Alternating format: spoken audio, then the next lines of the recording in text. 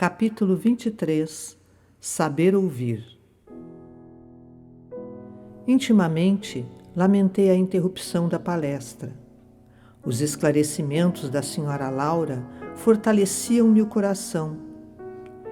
Lísias entrou em casa visivelmente satisfeito.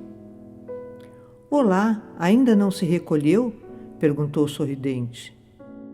E enquanto os jovens se despediam, convidava-me solícito: "Venha ao jardim, pois ainda não vi o luar destes sítios." A dona da casa entrava em conversação com as filhas, enquanto, acompanhando Lísias, fui aos canteiros em flor. O espetáculo apresentava-se soberbo. Habituado à reclusão hospitalar, entre grandes árvores, ainda não conhecia o quadro maravilhoso que a noite clara apresentava ali, nos vastos quarteirões do Ministério do Auxílio. Glicínias de prodigiosa beleza enfeitavam a paisagem. Lírios de neve, matizados de ligeiro azul ao fundo do cálice, pareciam taças de caricioso aroma. Respirei a longos haustos, sentindo que ondas de energia nova me penetravam o ser. Ao longe, as torres da governadoria mostravam belos efeitos de luz. Deslumbrado, não conseguia emitir impressões. Esforçando-me para exteriorizar a admiração que me invadia a alma, falei comovidamente: "Nunca presenciei tamanha paz. Que noite!" O companheiro sorriu e acentuou: "Há compromisso entre todos os habitantes equilibrados da colônia, no sentido de não se emitirem pensamentos contrários ao bem. Dessarte, o esforço da maioria se transforma numa prece quase perene. Daí nascerem as vibrações de paz que observamos." Após enlevar-me na contemplação do quadro prodigioso, como se estivesse bebendo a luz e a calma da noite, voltamos ao interior, onde Lísia se aproximou de pequeno aparelho postado na sala, à maneira de nossos receptores radiofônicos. Aguçou-se-me a curiosidade. Que iríamos ouvir? Mensagens da Terra? Vindo ao encontro de minhas interrogações íntimas, o amigo esclareceu: "Não ouviremos vozes do planeta.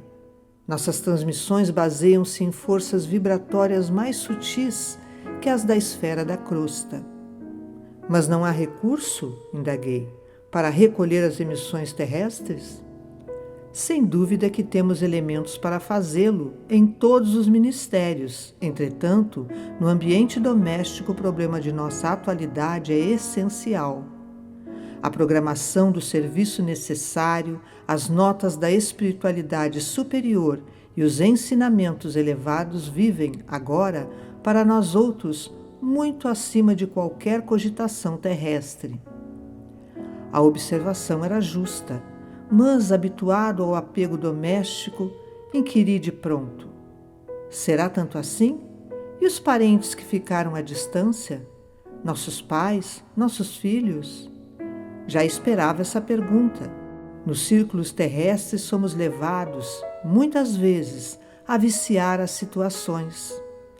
A hipertrofia do sentimento é mal comum de quase todos nós. Somos, por lá, velhos prisioneiros da condição exclusivista. Em família, isolamo-nos frequentemente no cadinho do sangue e esquecemos o resto das obrigações. Vivemos distraídos dos verdadeiros princípios de fraternidade.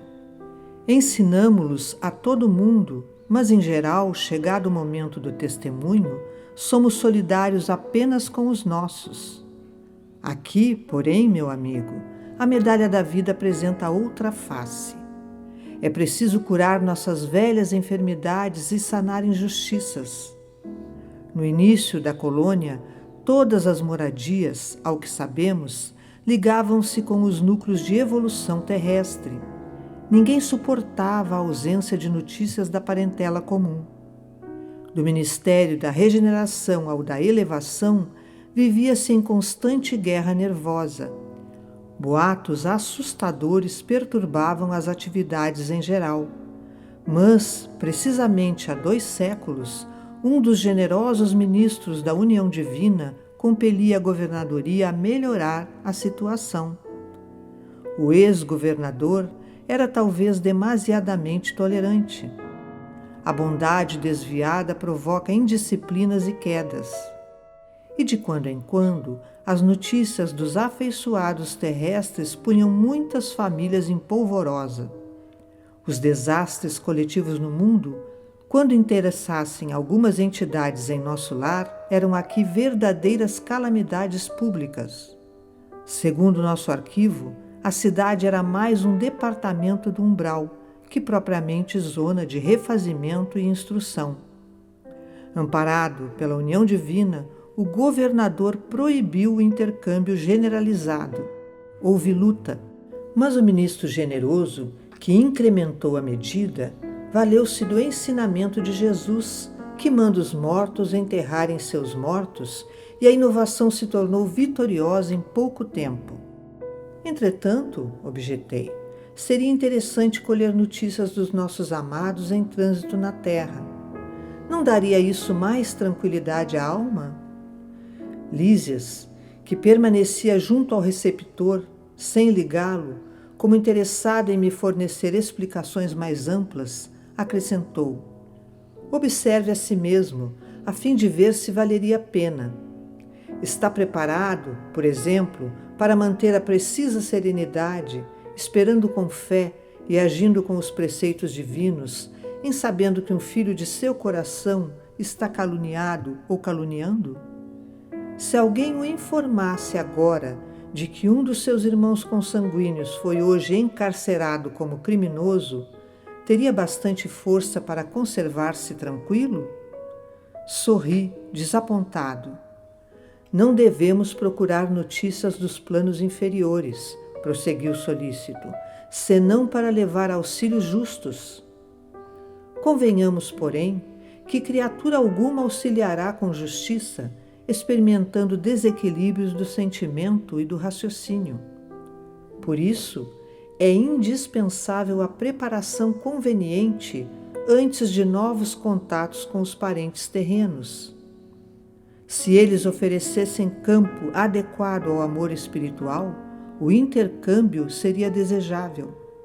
Mas esmagadora porcentagem de encarnados não alcançou ainda nem mesmo o domínio próprio e vive às tontas, nos altos e baixos das flutuações de ordem material. Precisamos, embora as dificuldades sentimentais, evitar a queda nos círculos vibratórios inferiores. Contudo, evidenciando minha teimosia caprichosa, indaguei: mas Lísias, você que tem um amigo encarnado, qual seu pai, não gostaria de comunicar-se com ele? Sem dúvida, respondeu bondosamente. Quando merecemos essa alegria, visitamo-lo em sua nova forma, verificando-se o mesmo quando se trata de qualquer expressão de intercâmbio entre ele e nós. Não devemos esquecer, entretanto, que somos criaturas falíveis. Necessitamos, pois, recorrer aos órgãos competentes que determinem a oportunidade ou o merecimento exigidos. Para esse fim, temos o Ministério da Comunicação. Acresce notar que, da esfera superior, é possível descer à inferior com mais facilidade. Existem, contudo, certas leis que mandam compreender devidamente os que se encontram nas zonas mais baixas. É tão importante saber falar como saber ouvir. Nosso lar vivia em perturbações porque, não sabendo ouvir, não podia auxiliar com êxito e a colônia transformava-se frequentemente em campo de confusão. Calei-me vencido pelo argumento ponderoso, e enquanto me conservava em silêncio, o enfermeiro amigo abriu o controle de recepção sob meus olhos curiosos.